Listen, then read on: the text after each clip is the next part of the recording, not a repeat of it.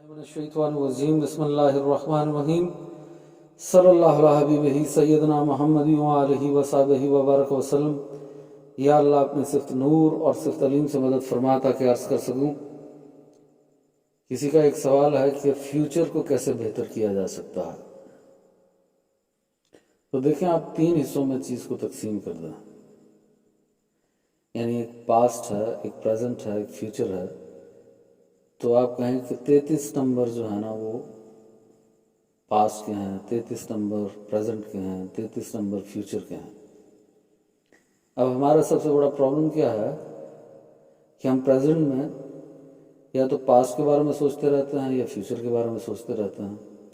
Past کے بارے میں سوچ رہے ہیں، اس پر شرمندہ ہو رہے ہیں، پریشان ہو رہے ہیں، یہ غلطی ہو گئی تھی، یہ دکھ تھا، یہ تکلیف تھی، اور پاسٹ کے بارے میں سوچ رہے ہیں اور پریزنٹ کو تباہ کر رہے ہیں، یا فیوچر کے بارے میں پریشان ہو رہے ہیں اور پریزنٹ کو تباہ کر رہے ہیں۔ تو پاسٹ اگر کسی کا برا تھا تو پاسٹ کے 33 نمبر تو اس کے کٹ گئے،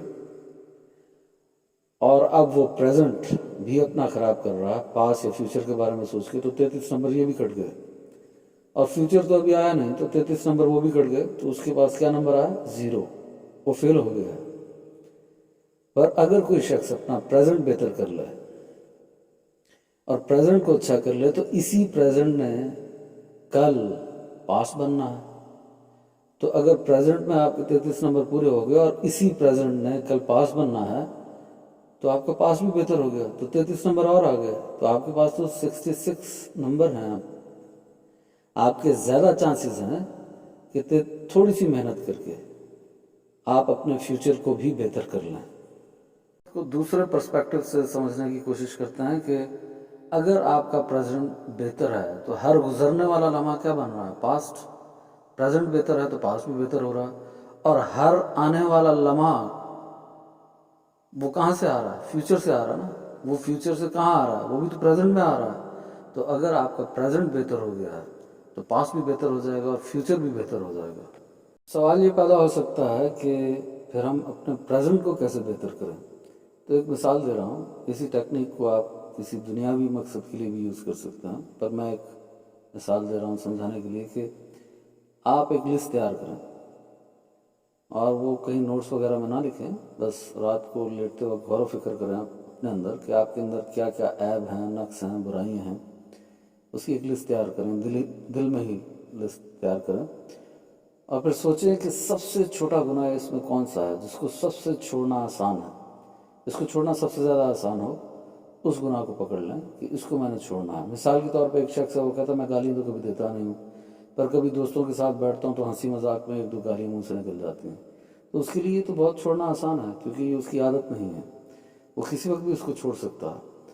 تو وہ جو بھی آپ کو نظر آئے نا کہ سب سے چھوٹا گناہ ہے، جو آپ سب سے زیادہ کم کرتے ہیں اور جس کو چھوڑنا سب سے زیادہ آسان ہے، آپ اس گناہ کو پکڑ لیں اور اس گناہ کو چھوڑنے کی کوشش کریں۔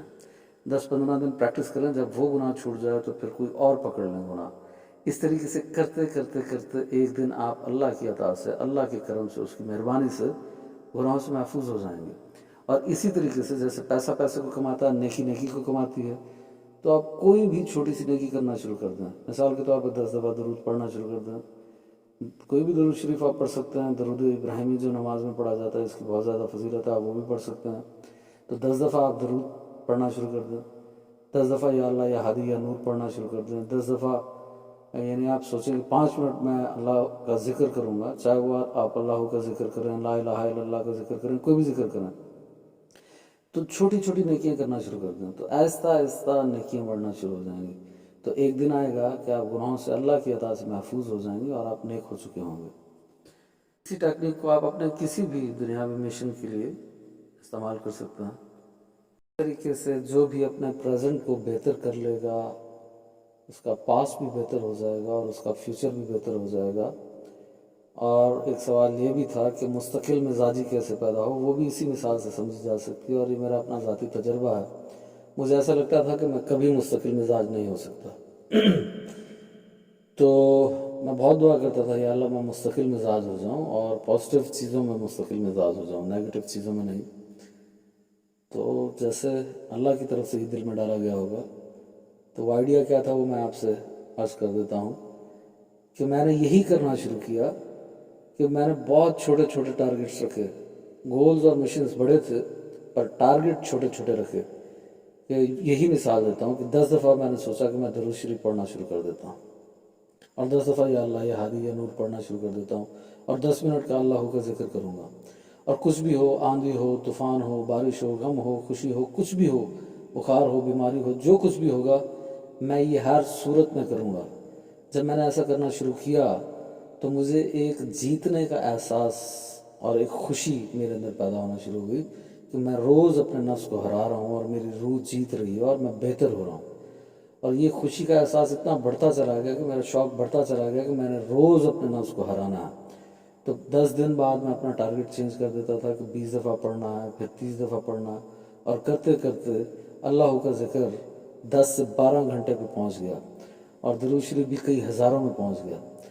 تو اس طریقے سے مستقل مزاجی بڑھائی جا سکتی ہے اور الحمدللہ میری اس طریقے سے بڑھی. نہ صرف میری بڑھی، جو میرے ساتھ دوست ہیں، ساتھی ہیں، اسٹوڈنٹس ہیں، ان سب نے بھی اس پہ عمل کیا تو ان کی بھی مستقل مزاجی اس طریقے سے بڑھی ہے. آپ اس پہ پریکٹس کر کے دیکھیں. آپ کے مشنز بڑے ہوں، گولز بڑے ہوں پر ٹارگٹس چھوٹے ہوں، اس کو آپ آسانی سے پورا کر سکیں. لوگ کہتے ہیں میں آسانی سے 500 دفعہ درود پڑھ سکتا ہوں.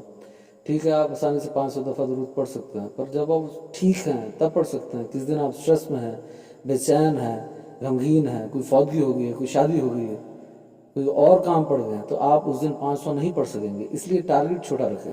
پڑھیں بے شک زیادہ.